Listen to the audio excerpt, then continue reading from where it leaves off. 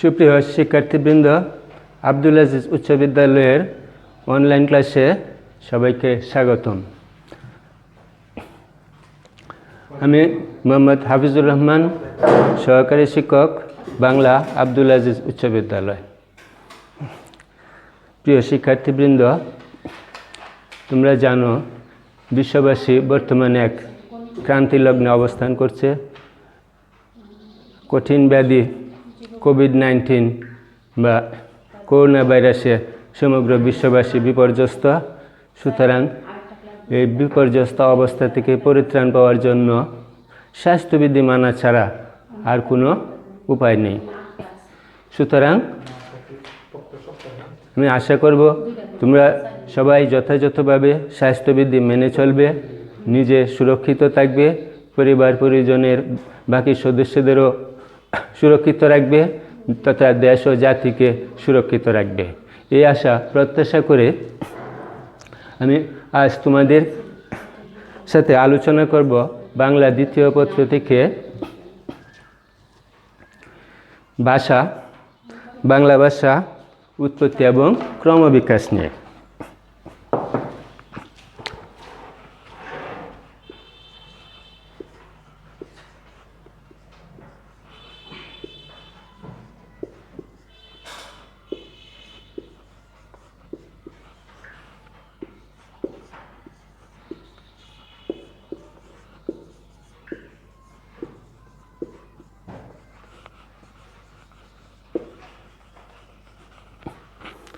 সুপ্রিয় শিক্ষার্থীবৃন্দ,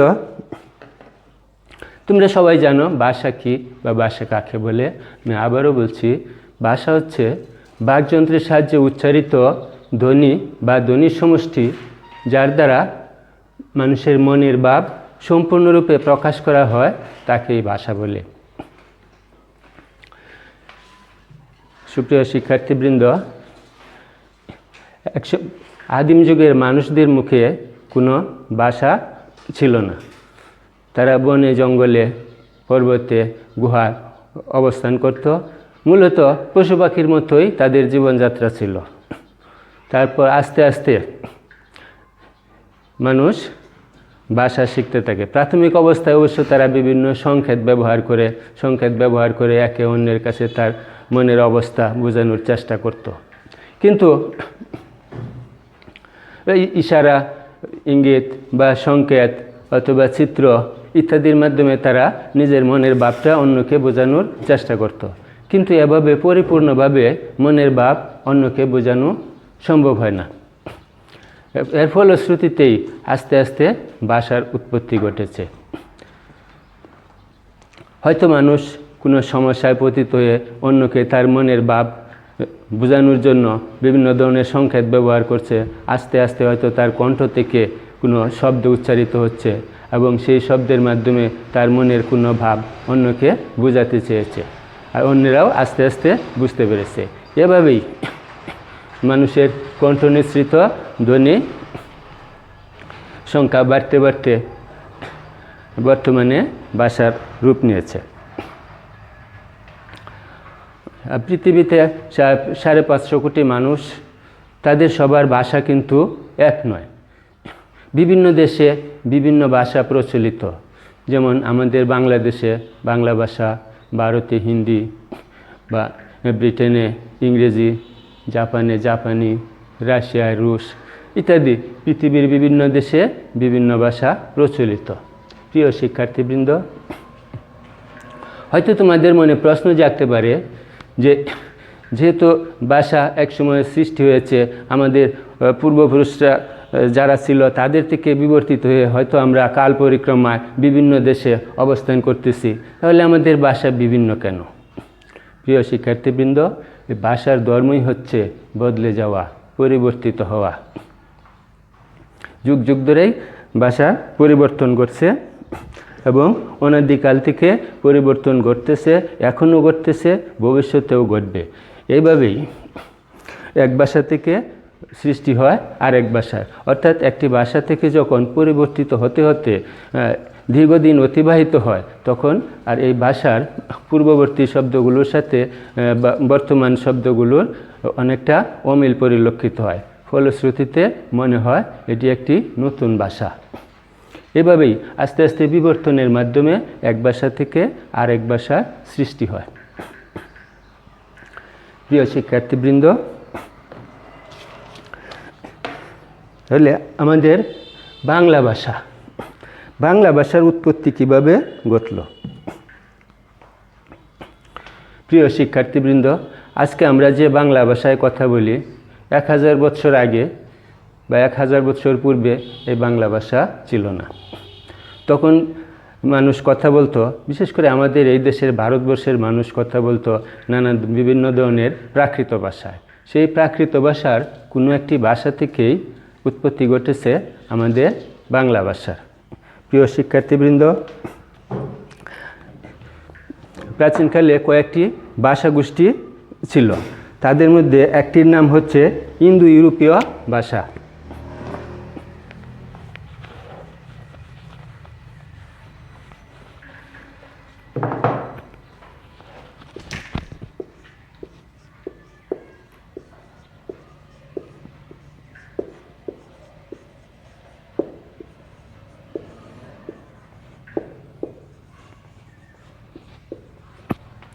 একটি ভাষা বংশের নাম হচ্ছে ইন্দো ইউরোপীয় ভাষা। সেই ইন্দো ইউরোপীয় ভাষাটি বিবর্তিত হয়ে দুটি রূপ নেয়।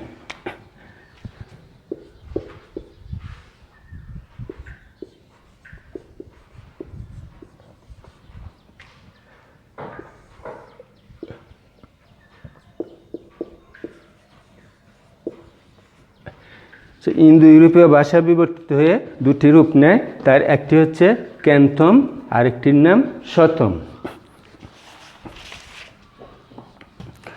শতম বিবর্তিত হয়ে আবার 4টি রূপ নেয়। ইন্দো ইরানীয়,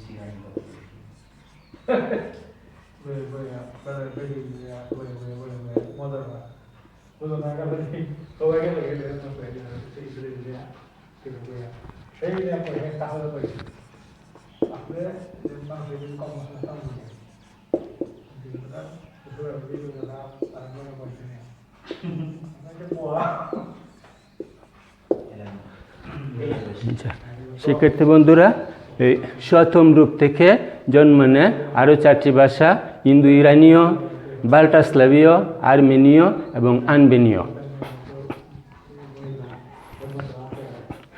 ইন্দো ইরানীয় বিভক্ত হয়ে আবার 2টি রূপ নেয়, একটি হচ্ছে ভারতীয় আর একটি ইরানীয়।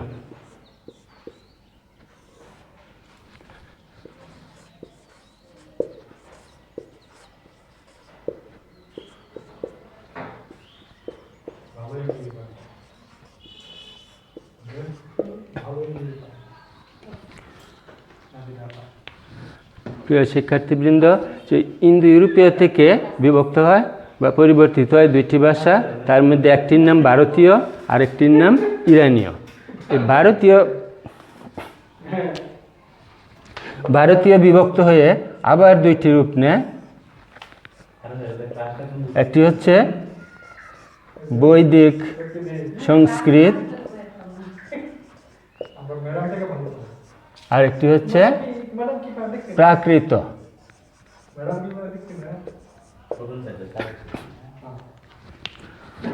প্রিয় শিক্ষার্থীবৃন্দ, তাহলে ইন্দো ইউরোপীয় ভাষা থেকে কীভাবে আসছে দেখো।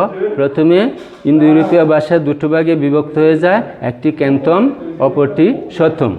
শতম আবার 4 ভাগে বিভক্ত হয়, এর মধ্যে ইন্দো ইরানীয়, বাল্টাস্লাভীয়, আর্মেনীয়, আনবেনীয়। তোর মধ্যে ইন্দো ইরানীয় আবার 2টি ভাগে বিভক্ত হয়, একটি হচ্ছে ভারতীয় আর একটি হচ্ছে ইরানীয়। ভারতীয়টি আবার বিভক্ত হয় 2টি ভাগে, একটি বৈদিক সংস্কৃত আর একটি প্রাকৃত। শিক্ষার্থীবৃন্দ, এই প্রাকৃত ভাষা থেকেই বিবর্তিত হয়ে জন্ম নেয় আমাদের বাংলা ভাষা।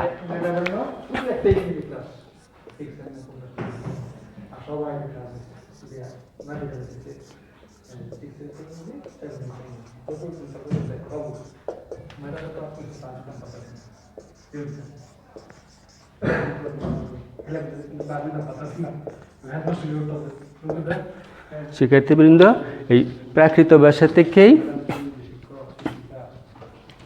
জন্ম নেয় বাংলা, বিহারি, আসামি এবং উড়িয়া।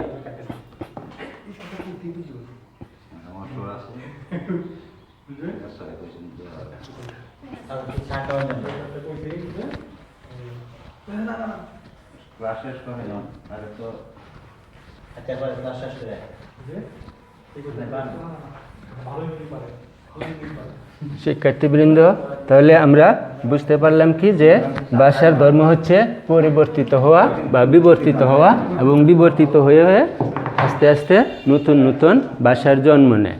হয়তো তোমাদের মনে প্রশ্ন জাগতে পারে যে আমরা ছোটোবেলায় যে ভাষায় কথা বলেছি এখনও ঠিক একইভাবে কথাবার্তা বলি, একই ভাষা ব্যবহার করছি, তাহলে ভাষার পরিবর্তন হয় কিভাবে? শিক্ষার্থী বন্ধুরা, তোমরা নিশ্চয়ই লক্ষ্য করেছ কাঁটাওয়ালা গড়ি, যে গড়িতে 3টি কাঁটা থাকে। এখন যদি তোমাকে কেউ প্রশ্ন করে যে গড়ির কয়টি কাঁটা ঘুরে, উত্তরে তোমরা সবাই বলবে যে 3টি কাঁটাই ঘুরে। কিন্তু আমরা কয়টিকে দেখতে পাই? আমরা সরাসরি একটি কাঁটাকেই ঘুরতে দেখতে পাই, যেটি হচ্ছে সেকেন্ডের কাঁটা। খুব ভালোভাবে যদি পর্যবেক্ষণ করি তাহলে হয়তো লক্ষ্য করব যে মিনিটের কাঁটাটাও আস্তে আস্তে ঘুরতেছে। কিন্তু যত ভালোভাবেই পর্যবেক্ষণ করি না কেন, ঘন্টার কাঁটাকে ঘুরতে দেখা যাবে না। তাই বলে কিন্তু ঘন্টার কাঁটা থেমে নেই, ঘন্টার কাঁটা ঠিকই ঘুরতেছে। এবং 1 ঘন্টা অতিক্রান্ত হওয়ার পর যখন আমরা দেখতে পাই যে ঘন্টার কাঁটাটা স্থানান্তরিত হয়েছে, সুতরাং ঘন্টার কাঁটা ঘুরছে। আমাদের ভাষাও এরকম, কারণ ঘন্টার কাঁটা যেরকম আস্তে আস্তে ঘুরে, আমাদের ভাষাও খুব আস্তে আস্তে বিবর্তিত হয়, পরিবর্তিত হয়, যে কারণে আমরা আমাদের এই ক্ষণস্থায়ী জীবনে বা স্বল্পস্থায়ী জীবনে উপলব্ধি করতে পারি না। এভাবে যখন যুগের পর যুগ, কয়েকশো বছর অতিক্রান্ত হয়, তখন দেখা যায় ভাষাটা পরিবর্তিত হয়ে নতুন একটা রূপ নিয়েছে। আমাদের বাংলা ভাষার প্রাচীন নিদর্শন হচ্ছে চর্যাপদ, যেটি নেপালের রাজদরবার থেকে হরপ্রসাদ শাস্ত্রী উদ্ধার করেছিলেন, এবং এটি হচ্ছে বাংলার প্রাচীনতম নিদর্শন। যেহেতু প্রাচীনতম নিদর্শন, অবশ্যই চর্যাপদ সম্পূর্ণ বাংলায় লিখিত, যেটি বৌদ্ধ ভিক্ষুরা তাদের জীবনের অভিজ্ঞতার ফসল সঞ্চিত করে গানের মাধ্যমে সংরক্ষণ করেছেন সেই চর্যাপদে। সেই চর্যাপদ থেকে পাঠ করলে এখন আমরা প্রায় বুঝতেই পারি না। যেমন দেখো,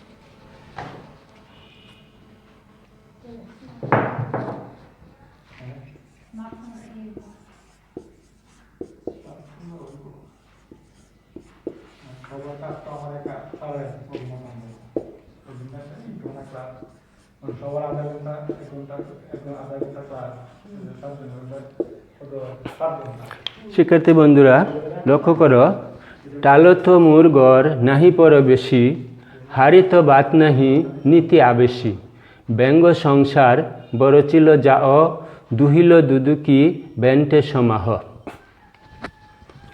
এই উদ্ধৃতিটা আমরা বর্তমানে প্রায় কিছুই বুঝতে পারি না। মূল টালত মোর গড় নাহি পর বেশি অর্থ হচ্ছে টিলায় আমার গড়, পাড়া প্রতিবেশী নেই। হাড়িতে ভাত নাহি নিতে আবেশি, ঘরে খাবার নেই, ভাত নেই, প্রতিদিনই উপোস থাকতে হয়। ব্যঙ্গ সংসার বড় ছিল যাও। কিন্তু অর্থাভাব থাকলে কি হবে? পরিবারের লোক সংখ্যা দিন দিন ব্যাঙ্গাসির মতো বেড়েই চলছে। দুহিল দুদুকি বেন্টের সমূহ, অর্থাৎ আয় যা করি, উপার্জন যা করি তা নিমিষেই শেষ হয়ে যায়। ঠিক যেমন গাভীর দুহানো দুধ নিমিষেই গাভীর বাটের মধ্যে ঢুকে যায়। শিক্ষার্থী বন্ধুরা, এতে গেল প্রাচীন যুগের বাংলা। তারপরে আমরা লক্ষ্য করি মধ্যযুগের অবস্থা।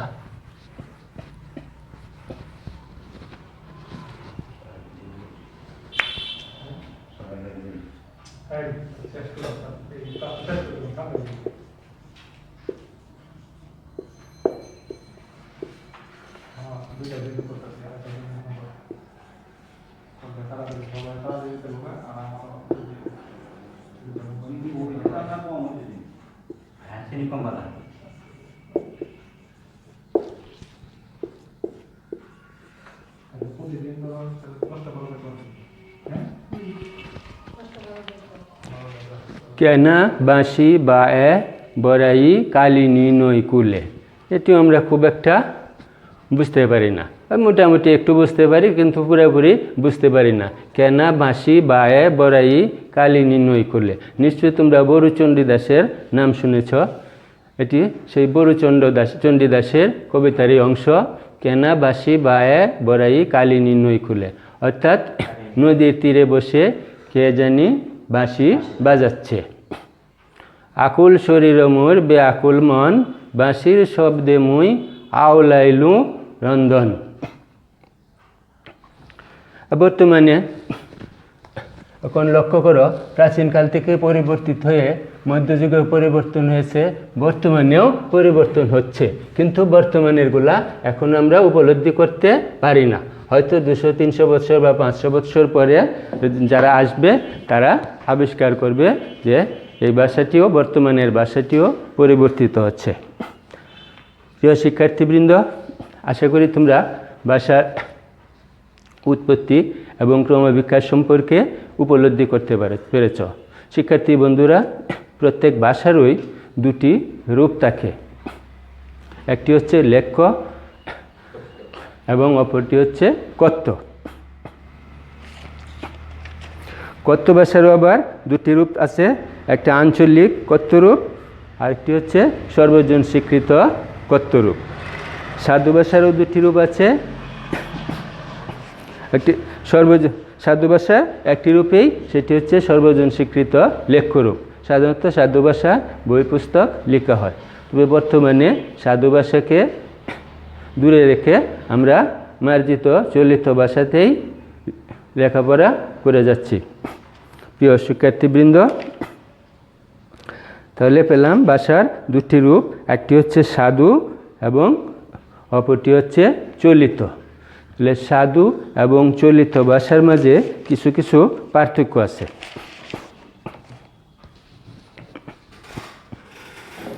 সেগুলো হচ্ছে, সাধু ভাষায় ক্রিয়াপদের সংক্ষিপ্ত রূপ ব্যবহার করা হয়। সাধু ভাষায় ক্রিয়াপদের সংক্ষিপ্ত রূপ ব্যবহার করা হয় এবং চলিত ভাষা ক্রিয়াপদের দীর্ঘরূপ ব্যবহার করা হয়। যেমন সাধু ভাষা খাইয়াছি, করিয়াছি ইত্যাদি, চলিত ভাষা খাচ্ছি, করছি ইত্যাদি। দ্বিতীয়ত, সাধু ভাষা সর্বনামের পূর্ণরূপ ব্যবহৃত হয়। সাধু ভাষায় সর্বনামের পূর্ণরূপ ব্যবহৃত হয়, যেমন তাহার, তাহাদের, তাহাদিগের ইত্যাদি। কিন্তু চলিত ভাষায় সর্বনাম পদের সংক্ষিপ্ত রূপ ব্যবহার করা হয়, যেমন তাঁর, তাঁদের ইত্যাদি। সাধু ভাষা বক্তৃতা ও নাটকের সংলাপের জন্য অনুপযোগী, কিন্তু চলিত ভাষা নাটক ও বক্তৃতা ও নাটকের সংলাপের জন্য উপযোগী।